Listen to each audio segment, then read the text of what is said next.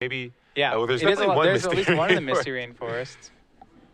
And now, one of the more important cards in Dylan's deck, he's got the Gataxian Probe here. I'm surprised he didn't lead with a land, though, because you got to play around cards like Stifle. And I'm not Stifle, but you have to play around cards like Daze. So we'll go ahead and get to see that here. He's going to fetch. This is with the Gataxian Probe on the stack. Oh, so, okay. It looks like he had Stifle, Forked Bolt, and another card along with the 4 lands. The other card was probably Brainstorm. That's probably the only way you keep it. Even that, I think, is kind of might be a little questionable, but he with all those sack lands, he can shuffle away some of the chafe. So it looks like he's going to brainstorm here just for some information denial. He's going to not let Dylan see what kind of control elements he has. I think he's already committed to making that brainstorm play, so if he does, it's better to get as much advantage out of it as possible. That's what he's going to do here. The only problem with making that play here is that he's not able to shuffle away as many cards as he wanted to. I think ideally you kind of want to do it on turn 2 and then shuffle away some of those lands. But either way, he is going to be able to shuffle away at least one of those lands, and then Dylan is still going to see the rest of the hand, which, again, not a lot of interaction here. So we see the hand. It's 1 Misty Rainforest, Stifle, Forked Bolt, Lightning Bolt, Tarmogoyf, and Brainstorm. So those red spells pretty weak here. He does have the creature that he wants in Tarmogoyf. He has Stifle for control cards, but really the control cards he has, when you look at them, Stifle, Bolt, and Forked Bolt, really not the correct ones for the matchup. Yeah, well, the good news is he does have another Misty Rainforest that he put on top of his library, which he will draw. So he's going to be able to draw that. He can play the one in his hand, sack it, get a Tropical Island, and play the Tarmogoyf. So step 1 complete. You got to threaten to play. Step 2, cast that second Brainstorm and start shuffling away some of those cards. You don't need all of those Stifles. All right, so post-Gataxian Probe, we're going to go ahead and see Scalding Tarn for Dylan. He's going to sack and get a land. He'll start setting up his own cantrips now that he knows what he's playing around. This, to me, is a little bit of a green light for Dylan. He saw that there was, the only control card from Taylor was a Stifle, and he's tapped out right now. So if Dylan has, say, an early show and tell, I think he's able to go for it here. The problem is that Taylor did hide 2 cards on top of his library, so he's not positive if one of those is, a Daze or a Force of Will, then suddenly that play doesn't seem to make much sense. But wow, a ponder of show and tell, Force of Will, land. So pretty strong ponder there. Let's see if he's going to keep it. Not sure what the rest of his hand is. I don't know if he has a fatty or not, but if he has an Ancient Tomb or City of Traders, we could see a turn 2 show and tell, like you said. And he is, in fact, going to keep it. Yep. A keep on top, a draw of Force of Will. It does look like he has that Emrakul in hand, along with Brainstorm. And he has Emrakul and Gristlebrand. It looks like now he's a Force of Will backup for what he's about to work on here. So this is going to be tough for Taylor. Yeah, if he has the double land, that's huge. Not sure if he has it, though. He might not have any other mana, to be honest. Yeah. He has a land on top of his deck that he left there. So yeah, it's not a double land, though, so we're not going to see a turn 2 show and tell. But yeah, obviously, turn 3 show and tell with Force of Will backup, given Taylor's hand in particular, still going to be pretty good for Dylan. So let's see if he's able to get a 3rd land. He's going to have to cast one of his Ponder here. Yep, Taylor did make the Tarmogoyf turn 2. I think you're going to see Dylan play that land and sack it right away. Well, he's going to go ahead and, it looks like, Brainstorm first. His Brainstorm and Ponder. So getting the most out of his cantrips here if all he wants to find is that's right. He kept the show and tell, the 3rd card at the bottom. So he has to draw it. So, oh, wow. So he drew a Lotus Petal and a land here. So pretty good turn for Dylan. Now he can crack that fetch land right away, knowing that Taylor does have a Stifle in his hand. And then he can cast the Ponder. Yeah, he's going to shuffle away the Emrakul. He's found Gristlebrand. He had 2 monsters. That's 1 too many for show and tell. So looks like that one's going to be binned. And Gristlebrand is more than enough to win this matchup. Gristlebrand's the preferred beater. Though to be fair, I don't know how much it matters which one he uses in this matchup. They both seem like they're pretty strong. Yeah, but Gristlebrand, I mean, I think you just want to. It's one of the. You might as well just get the Gristlebrand into play, because there are situations where Emrakul comes into play, but your opponent has a dominant board and they're able to just sacrifice 6 permanents and then kill you with the Tarmogoyf. I don't think that would happen right now, given the state. Right. But yeah, I think Gristlebrand is going to lock up the game anyway. So So it looks like Dylan's going to search for an island, and then he's going to cast probably a ponder this turn. Yeah, so he presents the cut, and now he's going to cast a ponder. So really good turn because he does have that Lotus Petal, so he can play the Lotus Petal here. So even if Taylor is able to stifle the sack land on Dylan's turn, he's still going to be able to cast it. And there's a City of Traders, so wow, really good card there for a lot him. of mana here. It looks like a Gitaxian Probe and a City of Traders, so that is a great draw for him. He's going to be able to draw the City of Traders, cast Gitaxian Probe, get perfect information. Yeah, he's going to be able to combo off next turn, with perfect information. That's going to be huge for him. I mean, Taylor can cast Brainstorm in fairness, so he won't get total perfect information. But again, I still think you're going to go for it there with City Traders. Well, I mean, he's still at 16. Taylor does have a threat of Tarmogoyf. Tarmogoyf hasn't even found time to swing yet, though. Either way, though, why give Taylor an extra turn? You have Force of Will backup, plus 2 mana to play around Spell Pierce and Daze. This is exactly what he wants to set up. Yeah.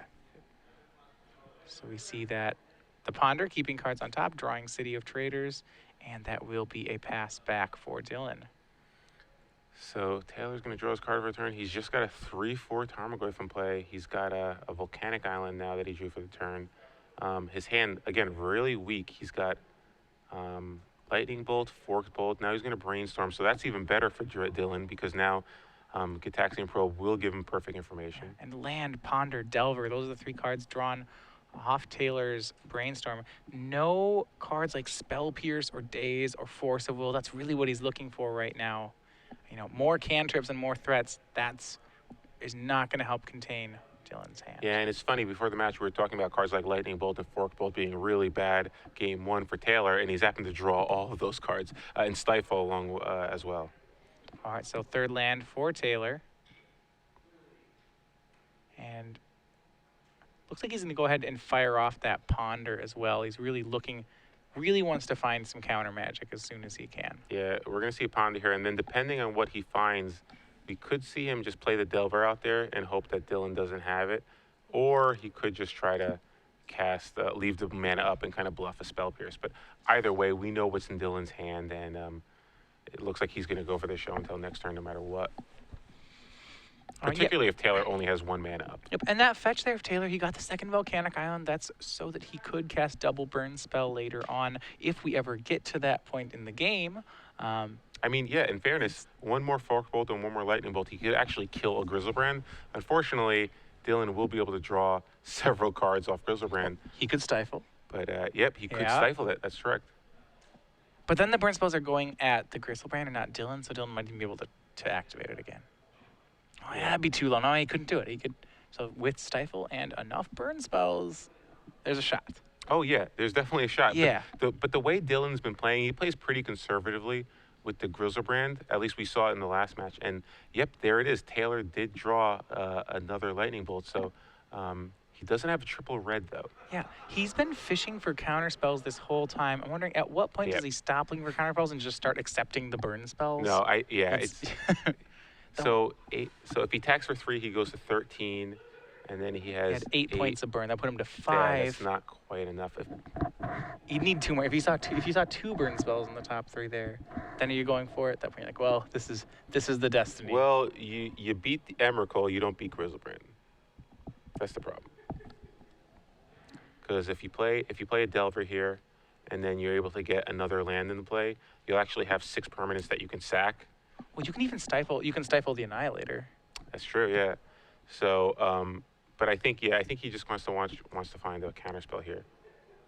Yeah, that is certainly, I would think, the preferred line. So after all the cantripping, Taylor does get an attack, and that's Tarmogoyf puts Dylan down to 13, and it is showtime. And by that we mean it is show and tell time. He'll start out with Gitaxian Probe, see what he is up against, and just a stifle. Yeah, so this hand is just, there's not enough to go to deal with the Grizzlebrand. Grizzlebrand, honestly, as long as Dylan just, a 7/7 flying lifelinker is good enough. He doesn't really need to draw cards. No. So I don't think the stifle is going to be that relevant unless, of course, if Dylan had a 3rd red, I'd say there's a chance because if he draws, like you said, a Lightning Bolt or a Fork Bolt, he can throw everything at the Grizzlebrand. Force of Will can happen, but then again, if Taylor would need another counter spell. So Yeah. kind Well, of the a thing tough is, spot here for because him. there was no counter magic in Taylor's hand, Dylan actually was able to hang on to Force of Will plus blue card. Yep. So that's an insurance policy on his Gristlebrand there. As you saw there, Show and Tell was cast by Dylan. It's a Gristlebrand for Dylan. It's a Delver of Secrets for Taylor. And Delver does not flip, unfortunately. And a tough battle now for Taylor Scott. Yeah, 7/7 Lifelinker, likely just going to do it. He's going to wasteland him off the City of Traders. And there won't be any profitable attacks this turn. He does have the 7/7 to block him. Almost swung into it, decided against. So Dylan draws a Volcanic Island and still has that Force of Will in his hand. Now we're going to attack for 6, sack for 7 rather, drop Taylor to 10, and Dylan is going to go up to 18. Yeah, and I like what you said about in this matchup. The draw 7 ability in Gristlebrand actually not as relevant. He can just start hitting it with the 7/7 lifelink. That's going to be pretty hard for Taylor to race. That's all he needs. 7/7 flying Lifelinker. Tough to beat, especially if you're Rug. Yeah. So Dylan Jones managed to win the first game despite being on the draw. And kind of what we expected. The matchup's kind of difficult for Rug Delver, particularly game 1, just because they have too many cards that just aren't really effective. Yeah. So game 1 goes, as you said, goes to Dylan Jones. But this is not a new area for Taylor Scott. He's gone to 3 games in the top 8, 3 games in the top 4. Especially last round, lost game 1, had to battle back twice against Elves. We'll see if he can do it against Sneak and Show. Yeah. But before we do, we have one more giveaway for those of you guys who are watching at home. We are going to give away 1 year's worth of Star City Games Premium. Rules have been the same as they are in the top 4 and the top 2. You need to correctly answer this trivia question with the hashtag SCG Premium, and at the end of the finals, we will announce our grand winner of a year of Star City Games Premium. So, last question of the evening. Last question for 1 year of premium. Taylor Scott, our number 1 seed, our finalist, he's playing Rug Delver, and in his Rug Delver main deck, he's got 2 1 red mana burn spells. One of them is Lightning Bolt. What is the name of the other 1 red mana burn spell? All right, this one is a sorcery. It is a sorcery. The first one's an instant Lightning Bolt. The second one's a sorcery. What is the name of the 1 red mana sorcery instant in burn spell in Taylor Scott's Rug Delver main deck? All right, if you believe you know this, hop on Twitter, send us a tweet with the hashtag SCG Premium, and you may be a winner of 12 months of Star City Games Premium. 12 months, a full year. A full year's worth. And Brad Nelson articles, BBD articles. It's excellent. And if you say you already are a premium member, you can actually still compete. That will be added onto a current subscription. So anyone watching, send it in. So going into game 2 here, what do we think we're going to see after board? I mean, this is one of those things where it really, if the Rug Delver deck isn't prepared for show and tell, it's not going to get much better for them. I mean, they really have to have a certain sequence of cards in order to beat them. A lot of times it's Ashen Riders. That's one of the cards we see kind of as protection against show and tell.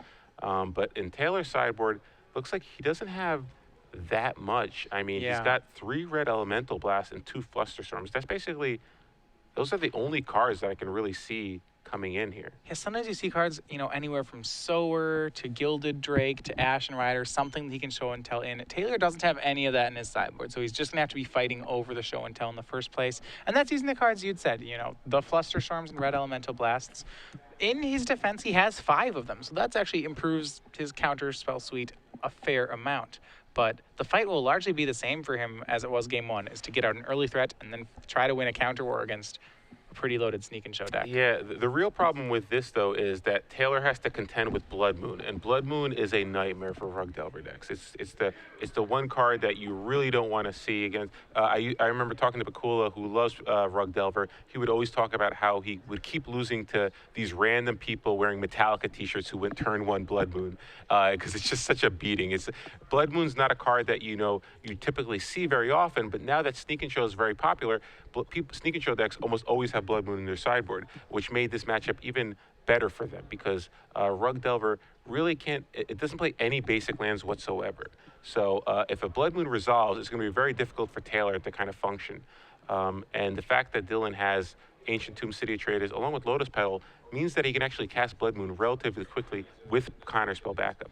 Yes, an early Blood Moon can get the game for him. In addition, Dylan has a lot of cards that are pretty effective against Rug Delver. As you see, he has Swan Songs and a Pyroblast of his own and a Flusterstorm. So he actually almost has as much counter magic that he can bring in as Taylor can. Yeah, I kind of like the Flusterstorm and the Pyroblast coming in. I'm not sure I'd bring in the Swan Songs because there's, if you think you want to use it to kind of force through your cards, that's one thing. But I don't think you really want to be in that strategy. I think Swan Song's more for kind of must counter spells, like in the mirror match. Sure. But Flusterstorm, Pyroblast, definitely counter spells I can see him bringing in. Yeah, especially against a Rug Delver deck, giving them a 2/2 is certainly not a free thing to do. Yeah.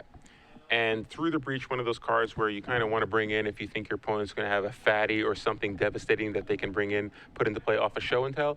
Although Dylan, with perfect information, looking at Taylor's sideboard, he knows that he doesn't have to worry about that. We have seen some Rug Delver list play Ashen Rider in their sideboard.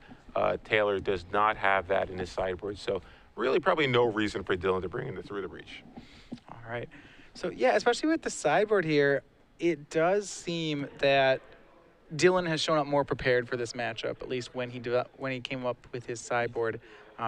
So the matchup, I would want to say gets better for Dylan after sideboard, which is pretty, he got the pre-board game, and I do think the boarded games will be pretty good. Yeah, I mean, it really comes down to the fact that Taylor's list, he's got a lot of his sideboard is really geared more towards the matchups he's more afraid of, like Elves and Death and Taxes.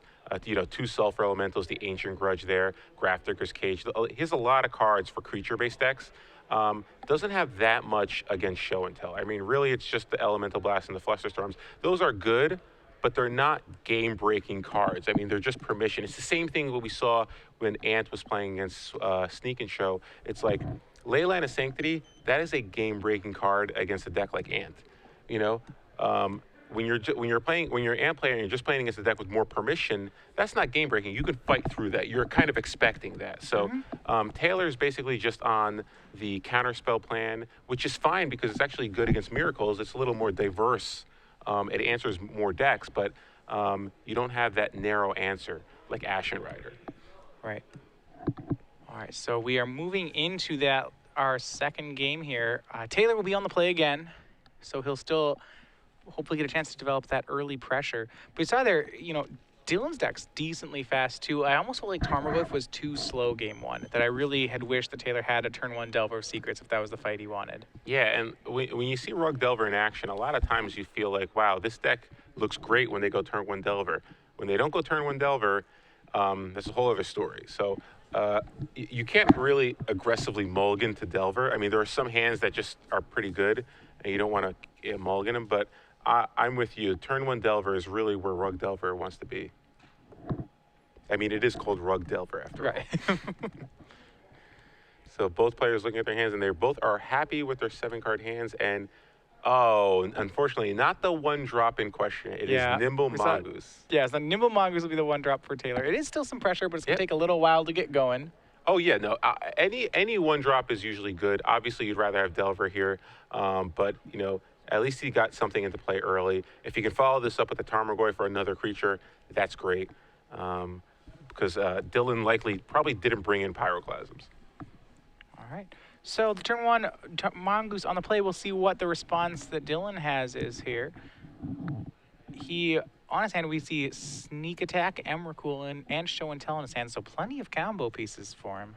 Wow, this is such an aggressive hand to keep. He has a 1-land Ponder hand playing against the deck with Stifles, Dazes on the draw. Yeah, that is an aggressive keep there. This could easily have ended terribly. And he has a Pyroblast too, but he knows he keeps playing against a Wasteland deck, so you can't get a Volcanic. So you can't get a Volcanic. All right, so he dodged the Stifle. Now he has to dodge the Daze. Yeah, so pretty aggressive keep there for Dylan, but that 2's gonna work. Oh man. He did have a Show and Tell, I guess. I don't know. Maybe. Well, he has all the pieces, right? I mean, you say he finds a Soul Land. He has a turn 2, a chance to go at a turn 2. Yeah. So there's an island on top of his library. He also has the Brainstorm as well. Well, if he wants to, there's an issue. If he wants to keep the island, then he has to take the 2 non-land cards. And he doesn't have a shuffle. He really wishes that was a fetch land, not an island. I mean, I mean, the land. I still think you have to take land here. You absolutely have to take it. Yeah. But you know, I mean, you do get land and you get a brainstorm. So Yeah, you get to land, see two brainstorm. cards deeper. It's reasonable to think you'll hit another land, maybe even a fetch land to shuffle away some of these extra show and tell and sneak attacks. Yes. So a bold keep for a bold man here. Let's see if it pays off. Yeah, he has Pyroblast, Force of Will, so potential to go turn 3 show and tell with Force of Will backup. All right. So turn 2, Taylor's going to lead off with a brainstorm. As you see here, having some of the stronger permission of his own. This is a second copy of Red Elemental Blast in his hand. Yeah, so that's really good for Taylor. He's got 2 Red Elemental Blast now. Has another sack land, I believe. So not quite at threshold yet, but he's getting there. And Nimamongo's going to swing over for 1.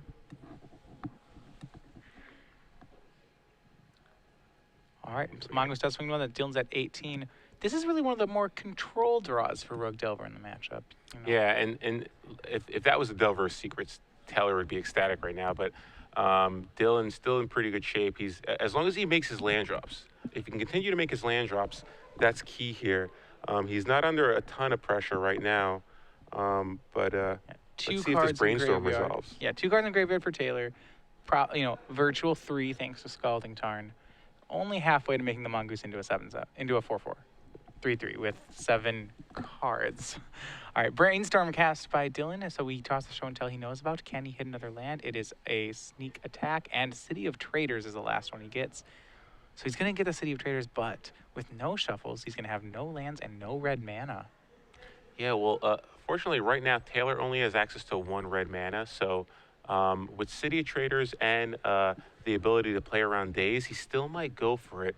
Obviously, he doesn't know Taylor has double Red Elemental Blast, but if Taylor doesn't get a second red into play, it won't really matter. Well, I believe there's a Spell Pierce in Dylan's hand as well. Oh, does he have Spell So Pierce? yeah, he's going to have 4 mana. That's enough to go show and tell with Spell Pierce up. Oh, and Dylan has a Spell Pierce, you're saying? Dylan has a Spell Oh, Pierce. okay. Yeah, I think he may have enough offensive counter magic between looks like a Force of Will and a Spell Pierce to actually just punch through that show and tell. Yeah, so, yeah, it looks like either a Spell Pierce or Flusterstorm, so I think you're right. I think he has a 1 blue mana counter spell there. So we're going to see Scalding Tarn gets sacked to go for a Volcanic Island. I don't know if we're on Taylor's turn or not. Yeah, it looks like we're on his turn. I'm not sure if it's his upkeep, rather.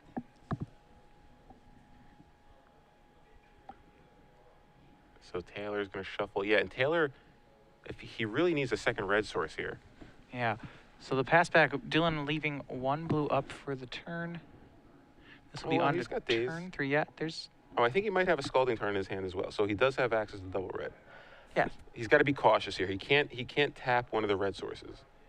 Yeah, it is going to take double red blast to stop the show and tell next turn. Ooh, so Nimble Mongoose there gives him another threat. So now he can just play. So now I think he's Yeah. going to keep up both red. There's really no reason. He's going to play the Nimble Mongoose here and pass back. And now I like his situation. He's got double red Elemental Blast and Force of Will in days. So that is a full 4 counter spells. Well, 3, the days is his blue card for force. Yeah. But Dylan's going to try to find another land. He's going to go with a brainstorm on end step. He refines the City of Traders and that sneak attack. And the last card was a fetch land that he was able to get. So he can bin some things and shuffle them away. I think first card to go is going to be that sneak attack. Yeah, so here's the question. If Dylan tries to go for it on his turn, he's going to be in bad shape. If he Yep. can wait a turn, though, and he has access to Spell Pierce, Red Elemental, Pyroblast, and Force of Will, it should be able to resolve. Well, he'll need to do that, but and he'll need to have 5 mana sources so that he can also get around days. Oh, no, because the days will The have to days get is the blue pitched. card? The days Right. is the blue card currently. So depending on what Taylor draws, yeah, but you're right. Yeah, presumably if Taylor draws any blue card, give Taylor a 4th counter spell. Yeah.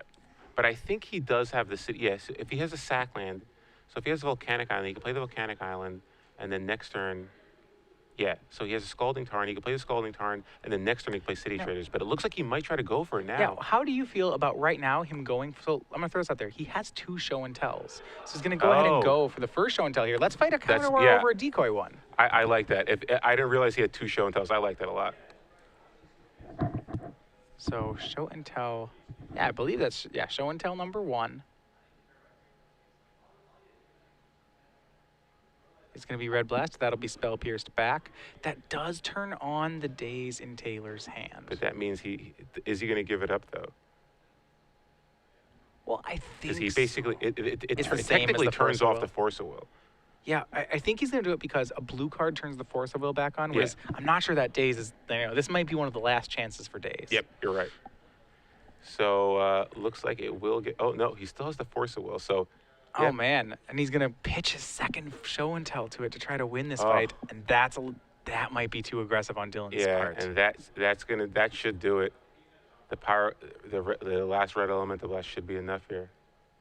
Yeah, so if you're Dylan, you can stop and reload there, go for show and tell again, and then if you've drawn a blue card, you're fine. Yeah, he played around the double counter spell, did not play around the triple counter spell. Yeah, so the best thing about counter fights is if you win them, your Nimble Mongooses get giant. Now, I do have one interesting thing here, which I want to point out. So I believe when he brainstormed, he put a sneak attack back on top of his deck, right? Yes. I don't believe he's shuffled since. And I No. do but- think he has a Scalding Tarn in hand. Yeah, but he doesn't have double red, so he's not going to be So it's able going to to be a activate 2-turn. You're right. It's going to be a 2-turn affair, and the Nimble Mongoose have gotten pretty big. Yep. But And Taylor still has a Force of Will in his hand.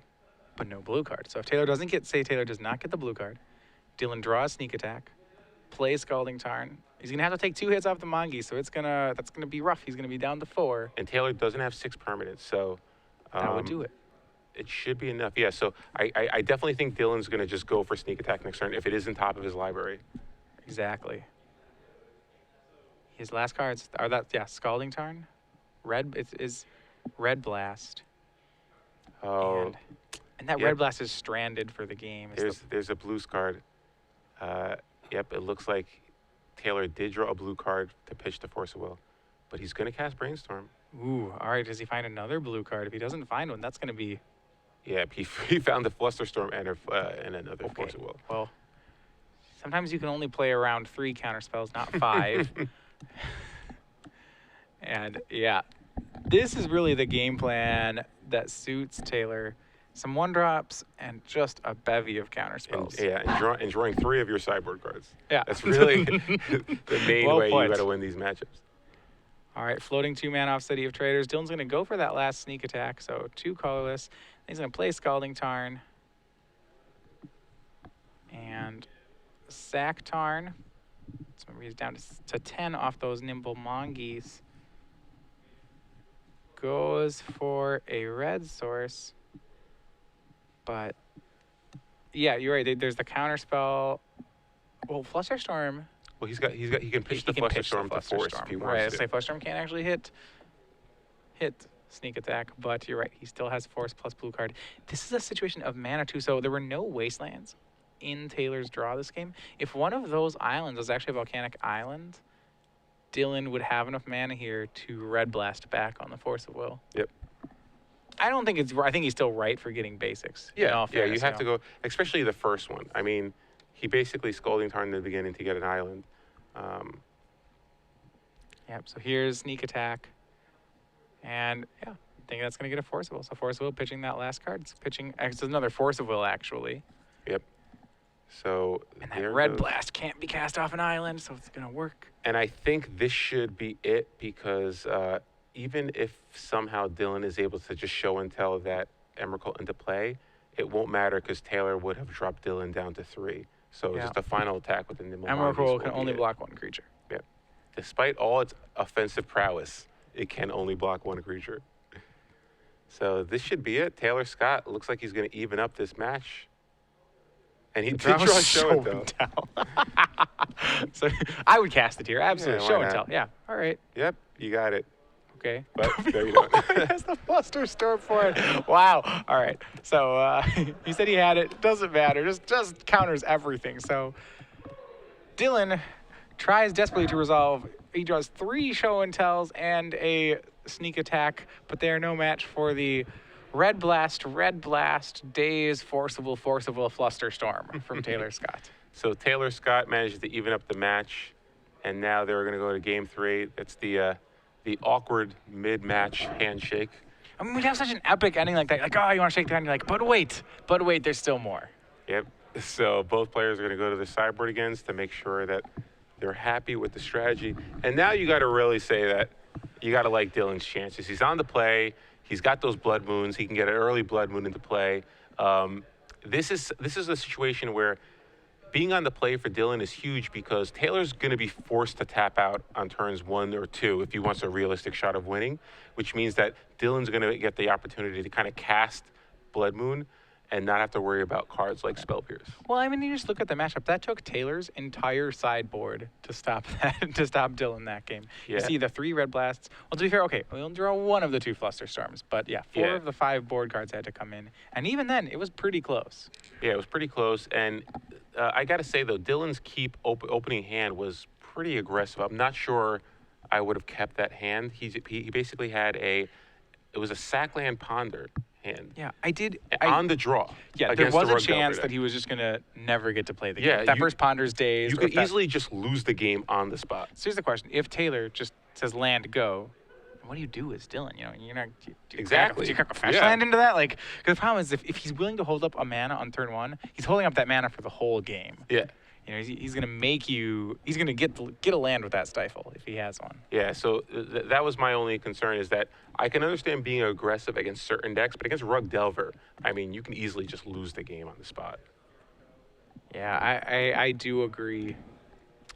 But either way, we're in game 3 here, and now Dylan Jones is going to get the opportunity to seal the deal on the play and become a legacy champion if he can get some Grizzlebrands into play early on like he did in the last match. I mean, certainly seems like it was smooth sailing for him in last round. He was getting pretty fortunate draws this time around. He's still getting pretty good draws, but Taylor did have a lot of counterspells. Looks like both players are reviewing the deck list again. Dylan looking over. Yeah, we didn't really see many board cards there from Dylan. We saw a Red Blast, and because he was conservative with his mana, that Red Blast actually was never able to be cast that game.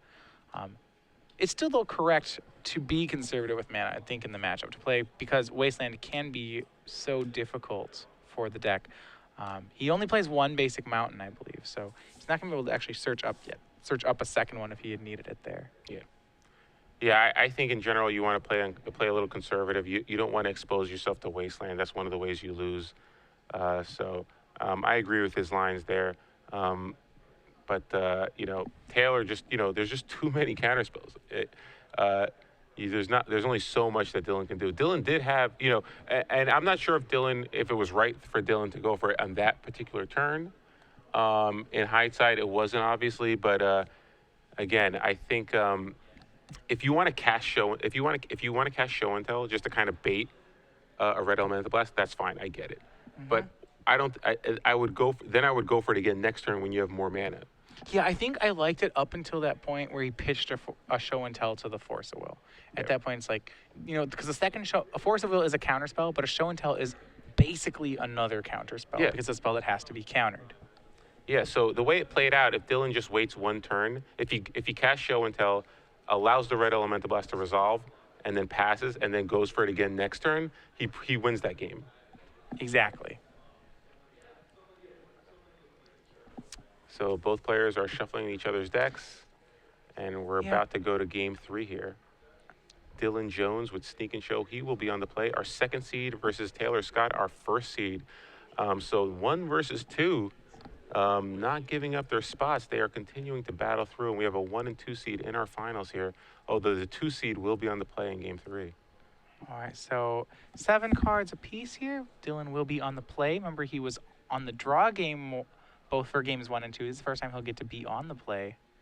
Yeah, it looks like an interesting hand by Dylan. I see a Lotus Petal, Force of Will, a couple of lands. Not sure what other action he has, but looks like Taylor's okay with the 7 cards. Dylan, though. Letting him out of order, kind of know that he's okay with it. Wow, so Dylan is not going to keep. All right, well, it only takes a couple cards for him to get through, but as we saw, they got into a pretty big counter war last game. Extra cards certainly can matter in the matchup. Yeah.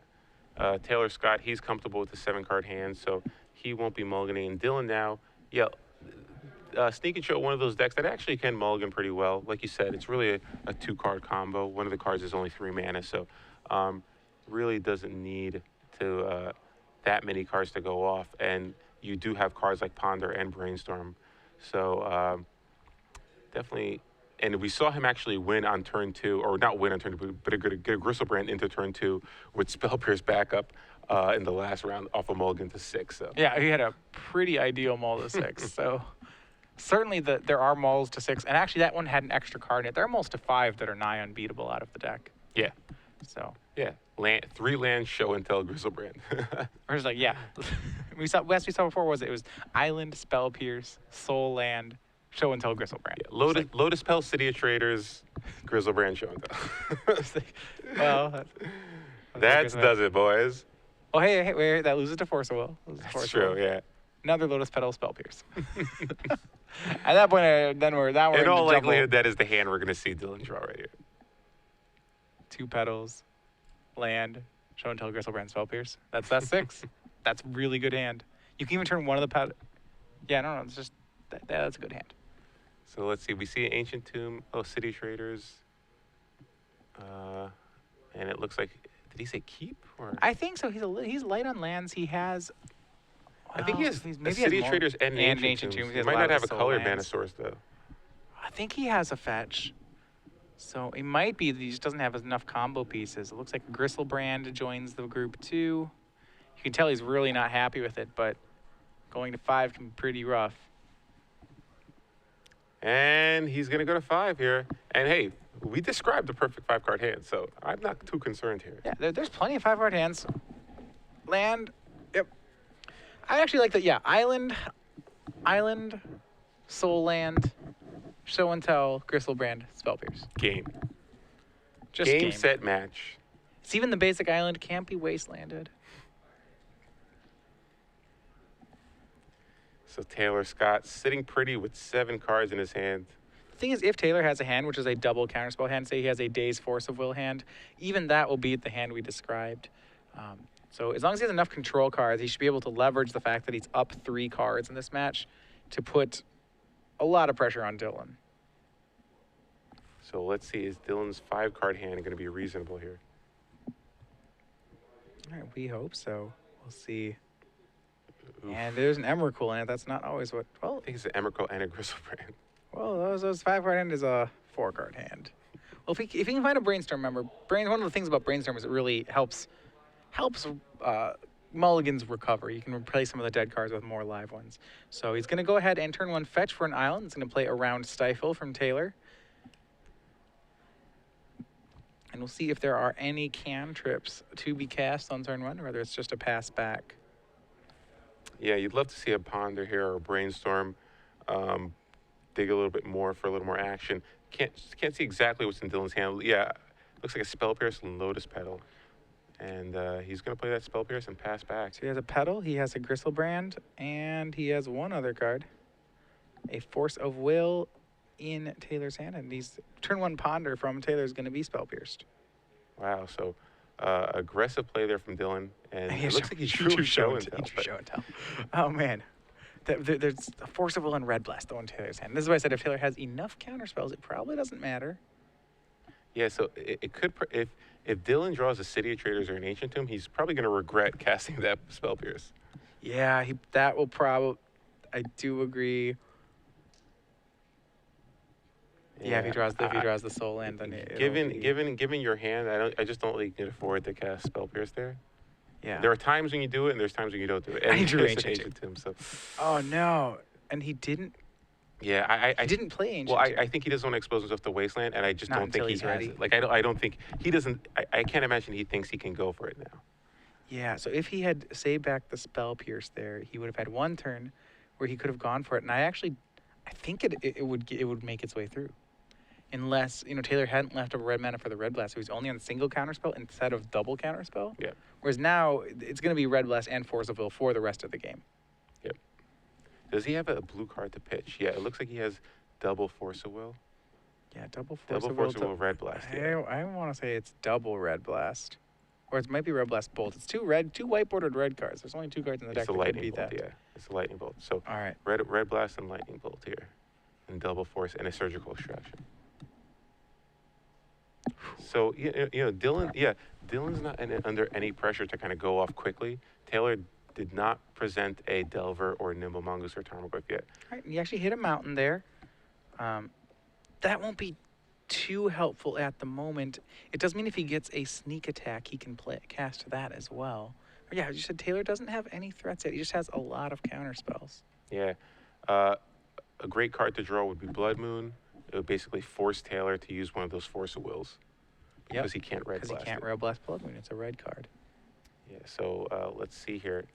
And that's perfect because right now Taylor doesn't have another blue card to pitch. So actually, if you're able to cast Blood Moon here, Taylor's going to be forced to pitch a Force of Will unless he draws a blue card.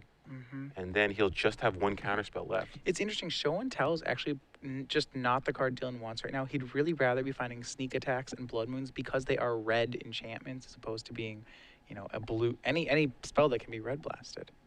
So, ouch. Dylan, lightning bolts. Sure. Lightning bolts Dylan to down to 16. Just being. Why not? Well, I think he wants to leave up these red blasts and cast other things.